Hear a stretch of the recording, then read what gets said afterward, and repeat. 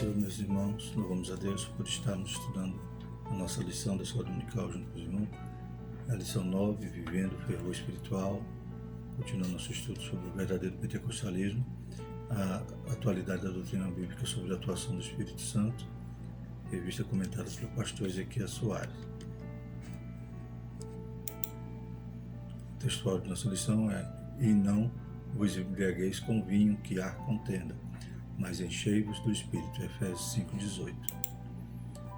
Verdade prática: ser cheio do Espírito pode se referir tanto ao batismo no Espírito Santo, como também à vida plena no Espírito, né? Então, faz parte, é um ponto da nossa lição, essa questão da distinção, né, dessa expressão cheio do Espírito, que dependendo do contexto pode significar ser batizado com o Espírito Santo ou viver uma vida plena no Espírito, né? Então, a partir da hermenêutica a gente percebe qual o sentido, né, no texto. A leitura diária na segunda, Atos 4, 7 a 9, cheio do Espírito para testemunhar de Jesus. Terça, Atos 4, 31, cheio do Espírito como resultado da oração. Quarta, Atos 7, 55, cheio do Espírito como indicador da vida na plenitude do Espírito. Quinta, Atos 13, 52, alegria é um sinal de vida cheia do Espírito Santo. Sexta, Gálatas 5, 16 a 18, viver o fervor espiritual mesmo que andar no Espírito. Sábado, Colossenses 3, 16, características de quem vive a plenitude do Espírito. Nossa leitura em classe, Efésios 5, de 15 a 20. Portanto, vede prudentemente como andais, não como necios, mas como sábios, remindo o tempo, porquanto os dias são maus. Pelo que não sejais insensatos, mas entendei qual seja a vontade do Senhor. E não vos embriagueis com vinho em que há contenda, mas enchei-vos do Espírito, falando entre vós com salmos e hinos e cânticos espirituais, cantando e salmodiando ao Senhor no vosso coração, dando sempre graças por tudo a nosso Deus e Pai, em nome do nosso Senhor Jesus Cristo. O objetivo geral de nossa lição é mostrar a necessidade de se viver o fervor espiritual. O objetivo específico, nós estaremos extraindo de cada ponto, cada tópico, destacar a importância da devoção na vida do crente pela palavra e oração, enfatizar a importância de manter-se cheio do Espírito e prevenir a respeito da frieza espiritual. No interagindo com o professor, extraímos o seguinte: a frieza espiritual paralisa as pessoas. Ela revela-se na ausência da observância de disciplinas devocionais comuns a todo cristão. Então, o oposto a uma vida fervorosa, uma vida cheia do Espírito, é a frieza. Então, no interagindo aqui com o professor, vai dizer, paralisa as pessoas, né?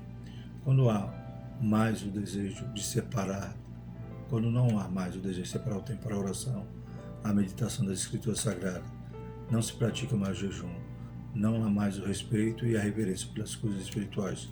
Tudo isso se apresenta como um ciclo débil que envolve a vida das pessoas até que elas passam a racionalizar o pecado. Então, quanto mais, né, deixamos essas disciplinas devocionais, deixamos de praticar a oração, né, a leitura da palavra, a meditação, o jejum, né, e não temos mais reverência pelas coisas espirituais, começamos a viver uma vida vazia, né, um ciclo débil, e começamos a justificar o pecado, né, a racionalizar o pecado e achar que o pecado não faz mal. A lógica espiritual é muito simples. Se há fervor espiritual, há desejo pelas coisas de Deus. Se há frieza espiritual, há desejo e supervalorização pelas coisas carnais. Então, aquele que está mais alimentado, né, é o que vence a luta, né, a guerra, né? Então, se alimentamos mais do Espírito, somos fortes. Jesus disse, né, vigiai e orai, né? Porque a carne, ela é fraca, né? O Espírito está pronto, mas a carne é fraca. Então, precisamos alimentar esse Espírito, viver uma vida, né, na plenitude do Espírito, cheio do Espírito Santo. Como diz também lá em Gálatas, né, 5,16, digo, porém, andai em Espírito e não cumprireis a concupiscência da carne. A introdução da nossa lição diz: a expressão todos foram cheios do Espírito Santo, em Atos 2,4, quer dizer que todos foram batizados no Espírito Santo. Isso já estudamos na lição 13, mas nela aprendemos igualmente que cheio do Espírito indica também viver a plenitude ou fervor do Espírito. Então o autor enfatiza essa questão porque alguns opositores do pentecostalismo vão dizer que em Atos 2,4, eles foram só cheios do Espírito. Então, esse cheio do Espírito foi uma expressão, uma metáfora usada para se referir ao batismo, porque logo em seguida eles começaram a falar em outras línguas. E vemos que em Atos, quando vai falar do batismo, usa-se vários termos, várias simbologias, tais como caiu sobre ele o Espírito, o Espírito veio sobre eles, e cheio do Espírito também. É uma das expressões usadas em Atos que representa o batismo no Espírito Santo. Basta analisarmos à luz do contexto. Também o autor vai demonstrar que cheio do Espírito também significa viver a plenitude do Espírito, viver o fervor do Espírito, como em outras passagens, como em Efésios, que lemos aqui no nosso textual. Então, estaremos distinguindo esses dois sentidos dessa expressão. O primeiro tópico diz a importância da devoção pela palavra de oração. Então, vimos que temos que alimentar o Espírito, temos que viver uma vida devocional, disciplinada, buscando as coisas do alto, pensando nas coisas do alto. E o primeiro tópico vai falar, então, de duas disciplinas devocionais que nós devemos estar constante, devemos estar sempre praticando, que é a oração e a palavra. Como nós estudamos na lição passada, o pentecostal clássico, ele é apegado à palavra. É claro que hoje em dia muitos crentes têm deixado essa prática, mas quando estudamos o verdadeiro pentecostalismo é nesse sentido, de enfatizar nossas raízes, ver qual foi a causa dessa igreja ter crescido tanto, com homens muitas das vezes leigos, mas cheios do Espírito, que amavam a palavra. Então percebemos que quando estudamos o pentecostalismo, o verdadeiro, é para distinguir do falso. E é também para nós resgatarmos essa prática, ou seja, resgatarmos como os nossos pais, como a igreja surgiu, como a igreja cresceu, baseado nesses princípios da palavra, nesses princípios de crer na ação do Espírito Santo, de crer nessas promessas, estar sempre buscando, pedindo, e Deus sempre está pronto para nos abençoar, para nos revestir de poder, para podermos ser suas testemunhas. Então, todo esse desejo de receber do alto a virtude, e essa característica dos nossos irmãos que iniciaram esse trabalho, fizeram da nossa igreja a maior igreja pentecostal. Então percebemos que nós precisamos voltar, como diz lá em Apocalipse. Lembra-te de onde caiu, volta a praticar as primeiras coisas, volta ao primeiro amor. Amém? Então o sentido desse estudo, desse trimestre, não é outro. Não é querer dizer que nós somos melhores que as outras denominações, mas é perceber como foi simples e precioso o nosso início, e nós não podemos abandoná-lo. Devoção, primeiro subtópico. A nossa ideia de devoção é de apego, dedicação e zelo, como nosso apreço pela oração, o amor pela palavra e o apego ao jejum. Então, devemos ter essa devoção, esse apego, esse desejo. O salmista disse que a alma dele tinha sede de Deus, que nossa alma também tem a sede de Deus, e esses são as vias que se aproximamos de Deus e somos cheios do Espírito. Em Mateus 26:41 vai dizer: vigiai e orai para que não entreis em tentação. Na verdade, o Espírito está pronto, mas a carne é fraca. Então a oração é fundamental. Tudo isso é válido, espiritualmente salutar para a vida cristã, mas torna-se eficaz quando acompanhada de santificação, de humildade, prudência e sabedoria. Então não venhamos também a nos colocar em pedestrais, ou achar que somos mais espirituais do que os outros. Mas devemos ser humildes, né? Devemos ser como aquele publicano, né? Enquanto o fariseu se exaltava em sua oração, o publicano gemia, batia no peito e dizia que era pecador. Então devemos estar revestidos, né? Toda essa oração e a devoção para a palavra do jejum tem que estar, né, amparado pela humildade, né? Tem que estar com essa coberta da humildade, da prudência e sabedoria. Nossa prudência é para que essas práticas não venham a se tornar motivo de exibição. Então, de maneira nenhuma, somos de alguma forma mais espirituais uns que os outros, mas necessitamos e temos essa consciência de que somos pecadores, somos, né, vasos de barro, né, no qual o Senhor quer botar um precioso tesouro. Sobre o tópico 2, a oração e a palavra. Todos nós conhecemos jargão evangélico, a oração é a chave da vitória, né? Então, isso aí é algo que é comum, né? Já conhecemos essa expressão também. Não existe vida espiritual abundante sem oração, né? Então, essa expressão, ela é verdadeira. Segundo a declaração da fé da Assembleia de Deus, a oração é o ato consciente pelo qual a pessoa dirige-se a Deus para se comunicar com Ele, buscar a sua ajuda por meio de palavra ou pensamento. Então, podemos orar em espírito, podemos orar, né, só gemendo, podemos orar em palavras. Louvado seja o nome do Senhor. O importante é que nós alcancemos o alvo, né? Que a nossa oração chegue até o trono da graça. A oração é a alma do cristianismo e expressa a nossa total dependência de Deus. O próprio Senhor Jesus Cristo tinha o hábito de orar, né? Então, mais uma vez, voltando aqui para o nosso primórdio, né, do movimento pentecostal, a gente vê que essa igreja só cresceu na base da oração.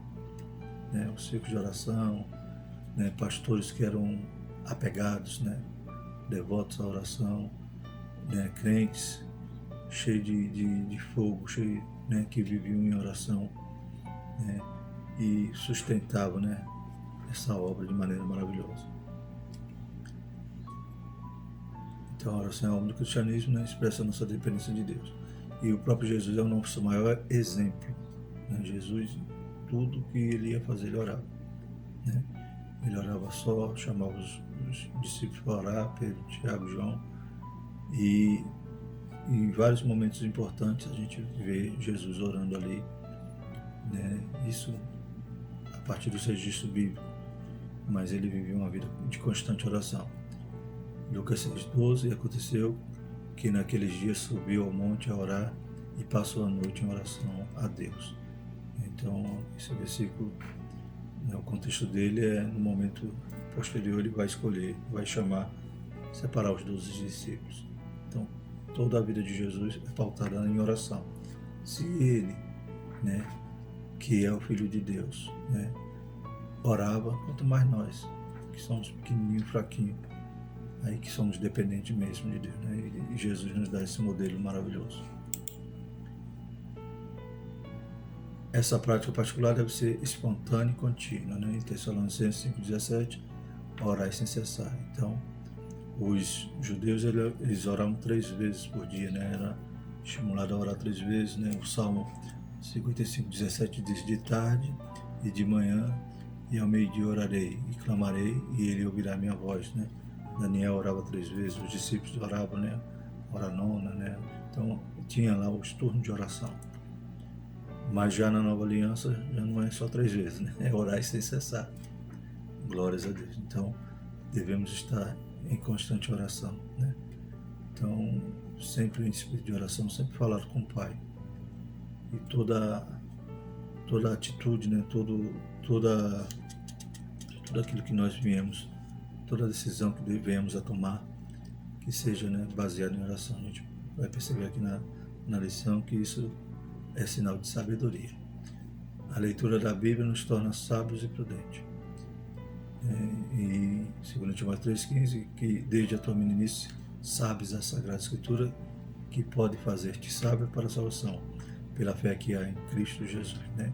Então, oração, leitura da Bíblia, isso vai tornar-nos sábios, porque não andaremos como necios, como vai dizer também o texto aqui, base da nossa lição. Portanto, vede prudentemente como andais, não como necios, mas como sábios. O viver sabiamente, subtópico 3. Esses exercícios espirituais devem ser colocados em prática no dia a dia. Diferentemente do Nécio, vede prudentemente como andais, não como Nécio, mas como sábio, né? Vemos agora. Existe pelo menos 7 palavras gregas no Novo Testamento para Nécio, mas aqui o apóstolo usa nessa passagem só aparece aqui, e easopos, tolos, sem juízo. Então, percebemos que o objetivo de estarmos, né, nessa devoção, nessas disciplinas devocionais, de orar, de ler a palavra, de meditar, de jejuar, né, nos torna sábio. Glórias a Deus.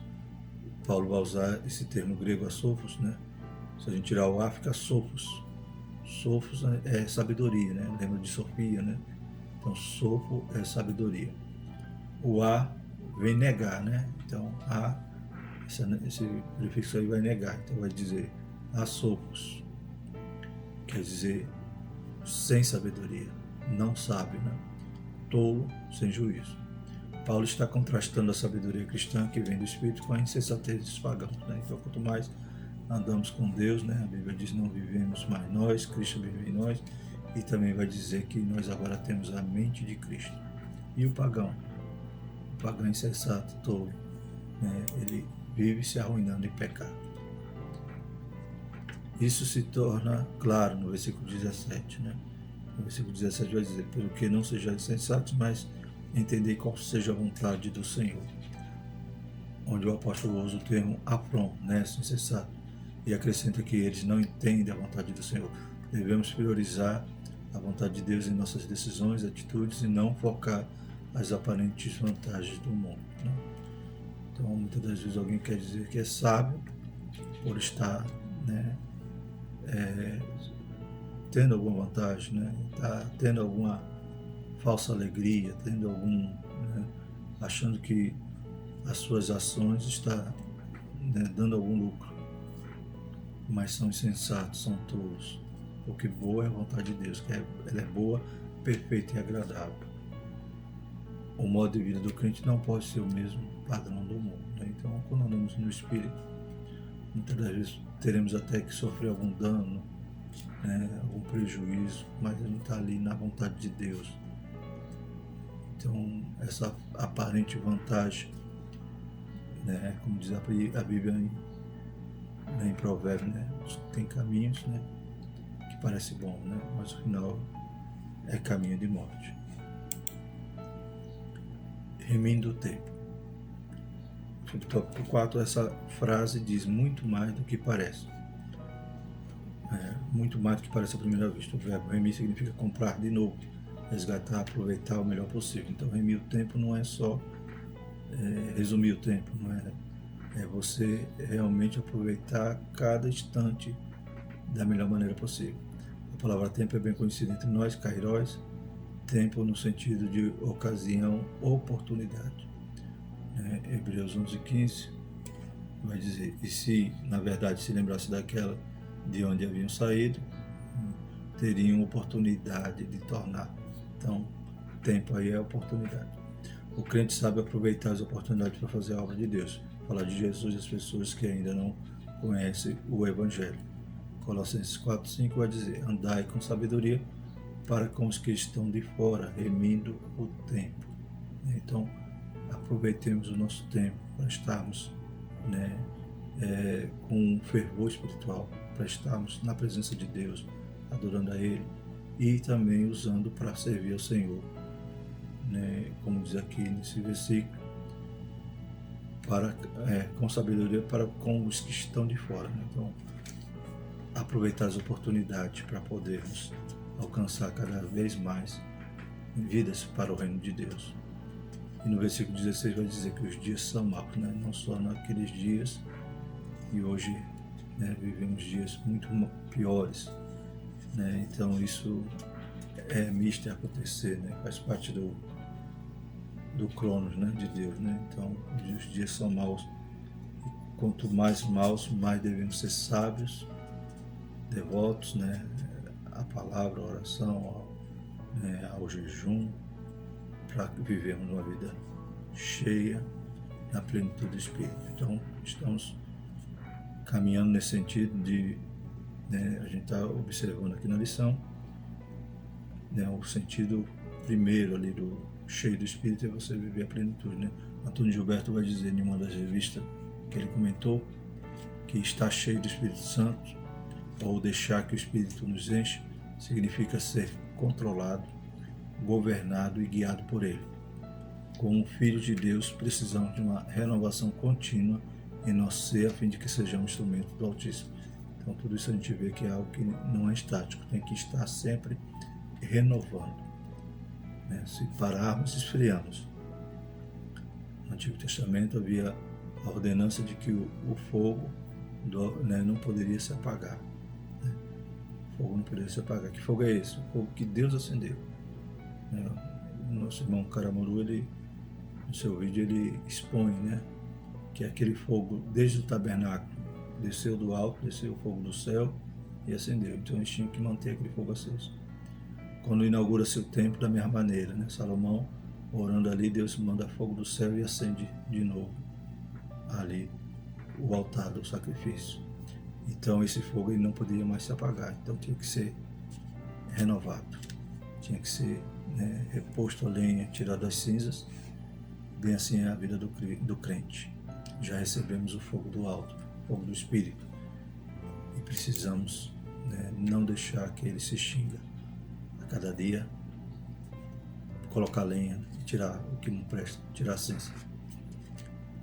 Segundo tópico da nossa lição, a importância em manter-se cheio do Espírito. A obra do Espírito Santo na vida do crente é dinâmica. A expressão cheio do Espírito significa reacender a chama do Espírito. Exatamente o que falávamos. Não se deve confundir com a expressão cheios do Espírito Santo do Pentecoste. Então, em Atos 2, versículo 4, a gente vai ver que esse termo, baseado no contexto, tem um outro significado, que era o batismo naquela hora. Não podemos confundir, para que alguns opositores vão dizer, não existe batismo, é só ser cheio. Existem as duas situações. E não vos embriagueis com vinho, Então, em Efésios, essa palavra é como a Septuaginta traduz, não olheis para o vinho, Provérbios 23, 31. A passagem de Provérbios explica as consequências destrutivas da bebedeira e compara com a picada de uma cobra, Então, em Provérbios a gente vê isso. O provérbio vai dizer, não olheis para o vinho quando se mostra vermelho, quando resplandece no copo e se escoa suavemente. No fim, picará como a cobra e como um basilisco morderá. Então, o provérbio vai dar esse alerta, Parece atraente, mas o final é como uma picada de cobra.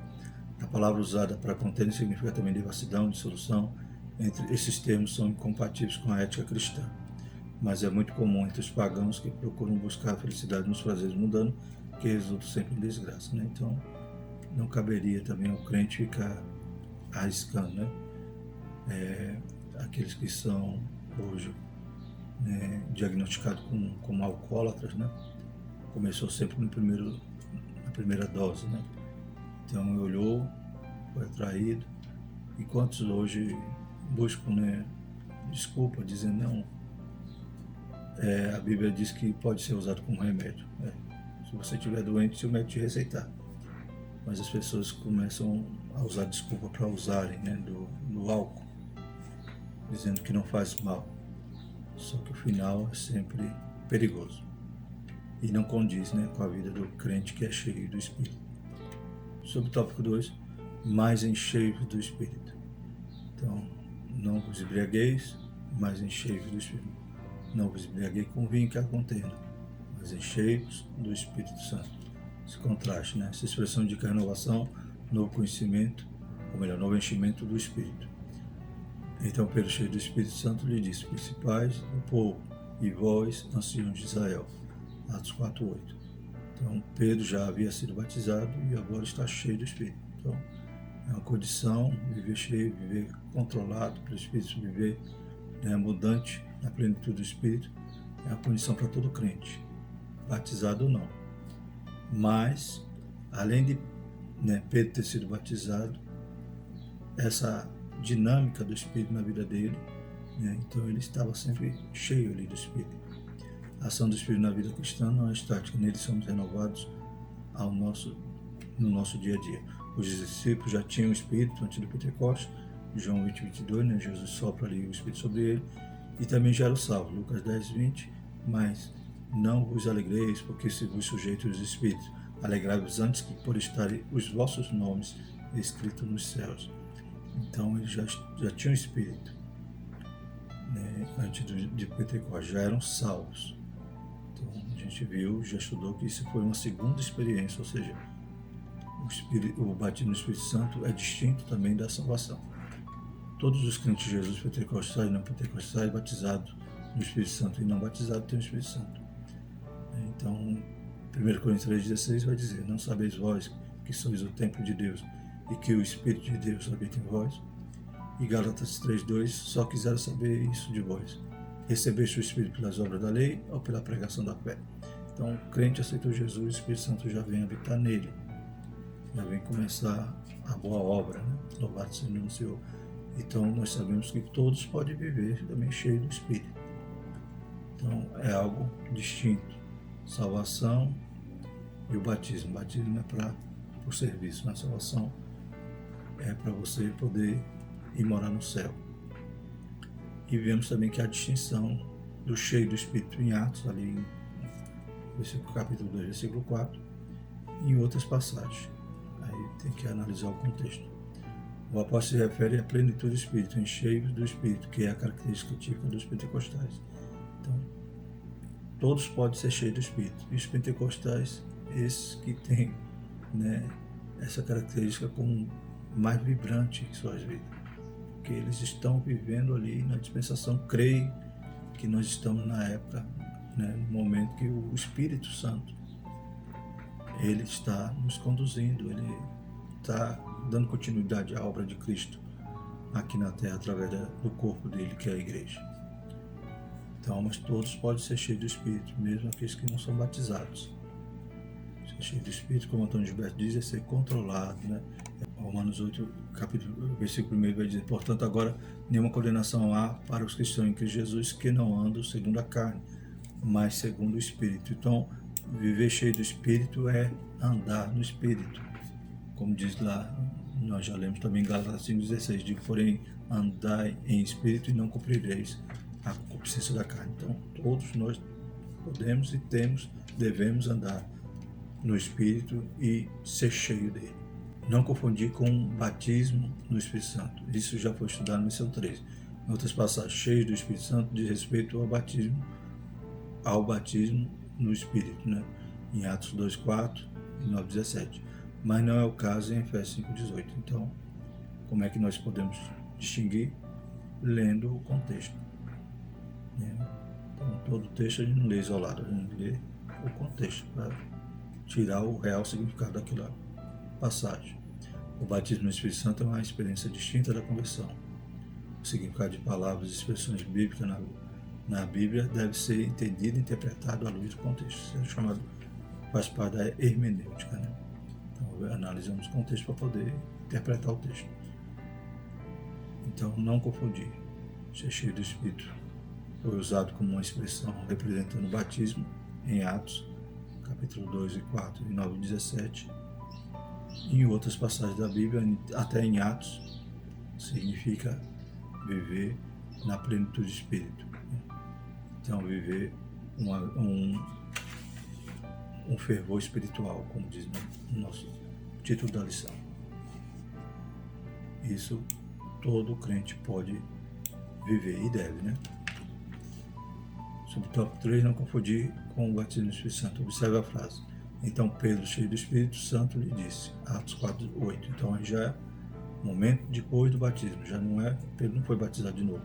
Ele agora está se referindo, né, no contexto ali, que ele estava ali controlado pelo Espírito, estava ali, né, cheio do Espírito. Ora, Pedro foi batizado no dia de Pentecostes. Logo a expressão mostra a dinâmica do Espírito na vida do apóstolo. Então, por que dinâmica? Porque todo dia nós temos que ser cheio. Batizado é uma vez só, agora ser cheio é todo dia. Da mesma forma, o trecho Saulo, que também se chama Paulo, cheio do Espírito Santo, fala de alguém já batizado no Espírito Santo, lá em Atos 9,17. Então, Ele já era batizado. Em Atos 13 mostra que ele continuou sendo cheio do Espírito. Ele continuou vivendo uma vida, né, um fervor espiritual. E é evidente que cheio do Espírito Santo se refere à plenitude do Espírito. Deixar que o Espírito domine todo o nosso ser, nossa mente, nosso coração, nossos pensamentos, né? Então, ele está controlando tudo. Subtópico 3, ou melhor, tópico 3, né? Vigilantes contra a frieza espiritual. Como identificar alguém cheio do Espírito? O apóstolo apresenta pelo menos 3 características: o testemunho transbordante, a vida de gratidão e de submissão. Testemunho transbordante. Então, são algumas características que o Paulo aqui vai enfatizar para demonstrar uma pessoa cheia do Espírito. Então, o versículo 19 vai dizer: falando entre vós com salmos, hinos, cânticos espirituais, cantando, salmodiando ao Senhor no vosso coração. Então, a pessoa está ali, o que podemos extrair dessa pessoa cheia do Espírito é água viva, né? Já não tem espaço para aquela fonte ficar dando 2 tipos de água. Então, você percebe que a vida da pessoa é diferente. É uma pessoa transformada, uma pessoa cheia de Deus, né? É um sinal evidente. Os cânticos são expressões de alegria, de louvor a Deus, além da função de instruir a igreja. Os cristãos expressam por meio dos hinos seus anseios, suas esperanças, aquilo que acreditam está inspirado na vida das personagens bíblicas e nas promessas divinas, né? Então, o louvor, essa adoração, cânticos inspirados, né? Pois necessita estar, né, um cântico fundamentado na palavra de Deus. Os salmos são o Saltério de Israel, o livro do Salmo, aos quais o Espírito dava uma vida nova. Muitos deles são adaptados à música ainda hoje, no judaísmo e no cristianismo, né? O salmo era a harpa cristã, né? Podemos fazer essa analogia, né? De Israel. Eles adoravam a Deus com os salmos e muitos deles foram adaptados à música, né? Então era algo apenas expressado de forma melódica, mas nem sempre com instrumentos. Mas hoje já foram adaptados, né? Já tem muitos deles que são cantados, inclusive no cristianismo, né? Também cantamos muitos salmos. Os hinos são uma referência às primeiras composições cristãs. Lamentamos o fato de não terem sobrevivido, mas algumas de suas estrofes estão no Novo Testamento. Então, alguns hinos que havia, que Paulo cita aqui, se perderam, né? Mas alguns cânticos estão no Novo Testamento, né? Filipenses 2:5-1 é um exemplo que lemos nessa passagem. De sorte que haja em nós o mesmo sentimento que houve também em Cristo Jesus, que sendo na forma de Deus, não teve por usurpação ser igual a Deus, mas esvaziou-se a si mesmo, tomando a forma de servo, fazendo-se semelhante aos homens, e achando na forma de homem, humilhou-se a si mesmo, sendo obediente até a morte de cruz. Por isso também Deus o exaltou soberanamente e lhe deu um nome que é sobre todo nome, para que ao nome de Jesus se dobre todo joelho, dos que estão nos céus, na terra e debaixo da terra, e toda língua confesse que Jesus Cristo é o Senhor, para a glória de Deus Pai, né? Então, um cântico, louvado, exaltado seja o nome do Senhor. Os cânticos espirituais, palavras não premeditadas, cantadas no Espírito durante a adoração, são um poderoso meio de edificação que contribui para a glória de Deus. Aqui Paulo está falando de quê? De cânticos em línguas estranhas, né? Cânticos espirituais. A palavra de Cristo habita em vós abundantemente, em toda a sabedoria, ensinando-vos e admoestando-vos uns aos outros com salmos, hinos e cânticos espirituais, cantando ao Senhor com graça em vosso coração. Então, Colossenses 3:16. Outra característica daquele que está cheio do Espírito ele é grato, né? Dá graça em tudo. Essa é a vontade de Deus e deve ser a marca de todos os cristãos. 1 Tessalonicenses 5:18 diz: em tudo dai graça, porque esta é a vontade de Deus em Cristo Jesus para convosco. Ser cheio do Espírito nos leva a uma vida alegre, dando sempre graças por tudo ao nosso Deus e Pai, em nome de nosso Senhor Jesus Cristo. Então a gente já vê também um contraste aí, no sentido de que se quem é cheio de Deus, quem está cheio do Espírito é grato, é alegre. O murmurador, né, ele vai na contramão, ele não está cheio de Deus, ele está dando vazão à sua carne, à sua mágoa, ao seu sentimento ali, e esqueceu de deixar o Espírito Santo controlar o seu ser. Há diversas passagens tripartidas, né, no Novo Testamento, então a gente percebe aí no versículo 20, né, dando sempre graças a tudo, a nosso Deus Pai, em nome do nosso Senhor Jesus Cristo. Então, sempre veremos a Trindade, né, sendo citada nesses textos tripartidos, né, Mateus 28:19, 1 Coríntios 12, 4 a 6 e etc. Onde o Espírito Santo aparece com o Pai, com o Filho, e a passagem que estamos analisando é uma delas. O terceiro e último subtópico fala sobre a sujeição. O quebrantamento e a humildade expressam bem a plenitude do Espírito. Então, outra característica de quem é dominado pelo Espírito, né? Ele é sujeito. A submissão é outra consequência de uma vida na plenitude do Espírito, pois o Espírito nos capacita a essa sujeição. É dever cristão se submeter às autoridades constituídas, 1 Pedro 2,13, aos seus superiores, hierárquicos, né? Mesmo sendo maus, diz a Bíblia, né? 1 Pedro 2,18, e essa sujeição deve haver entre os irmãos na igreja. 1 Pedro 5,5 diz: semelhantemente, vós jovens, sede sujeitos aos anciões e sede todos sujeitos uns aos outros, e revesti-vos de humildade, porque Deus resiste aos soberbos, mas dá graça aos humildes. Então, ser sujeito é uma característica do humilde e a característica daquele que o Espírito Santo preenche, né? Ser cheio do Espírito Santo nos dá essa condição de alegria, de paz, né? de não viver conforme a nossa concupiscência, né? Como diz lá em Gálatas 5,16, né? Da Espírito não cumprireis a concupiscência da carne. E por último, nos deixa essa condição também, né?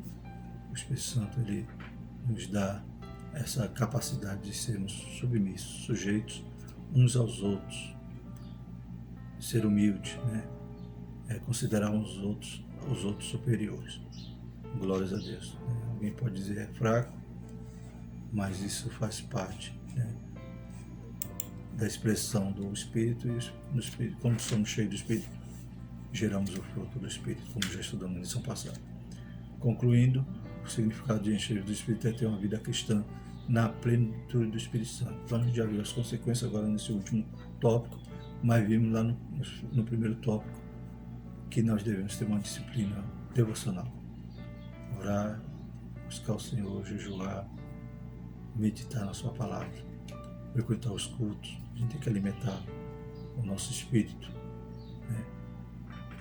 Glórias a Deus, para podermos viver uma vida cheia do Espírito Santo, resgatando, né, a forma como essa igreja surgiu, o movimento pentecostal, no que eles criam, na forma como eles viviam, de forma simples, mas poderosa. Isso envolve todos os aspectos da nossa vida, desde os cultos até o lar, desde o lar até o trabalho e a sociedade. Por meio desse testemunho é possível observar quem é cheio do Espírito, né? Então, no lar, no trabalho, na sociedade, né? Essa simplicidade de deixar o Espírito Santo tomar conta do nosso ser gera efeitos maravilhosos, né? A gente lembra dos nossos irmãos no passado, né, que eles não tinham receio de orar para o enfermo, eles criam que Jesus cura. Como a gente vai estar estudando na próxima lição, eles criam no poder de Deus, né, na virtude que vinha do alto, né? E hoje a igreja tem caído, né, na frieza espiritual. Que essa lição possa nos mover, nos sacudir e desejarmos voltar ao primeiro amor. Graças a Deus, na próxima lição 10, o Senhor Jesus cura hoje. Então, sempre, né, essa ponte, né, de uma lição para a outra, nos demonstrando como é o verdadeiro pentecostalismo. Amém? Vamos orar e agradecer ao Senhor. Maravilhoso Deus, obrigado por mais um momento, Pai, que estudamos a Tua Palavra. Que o Senhor possa, Pai, revigorar cada cristão. Aviva, Senhor Jesus, a Tua obra, Pai. Deus Santo, que tenhamos sede de Ti e venhamos buscar mais e mais o Senhor, para que o nosso Espírito possa, Pai, estar pronto. Deus Santo, Deus poderoso, visita a Tua igreja, visita as classes da escola dominical, todo o corpo, Pai, de obreiros que estão envolvidos nesse trabalho, nesse ministério precioso. Deus de poder, Deus de glória, nos ajuda, nos livra de todo mal. Em nome de Jesus. Amém. Aleluia. Que a graça do nosso Senhor Jesus Cristo, o amor de Deus e a consolação do Espírito Santo permaneça sobre todos, hoje e para sempre. Amém.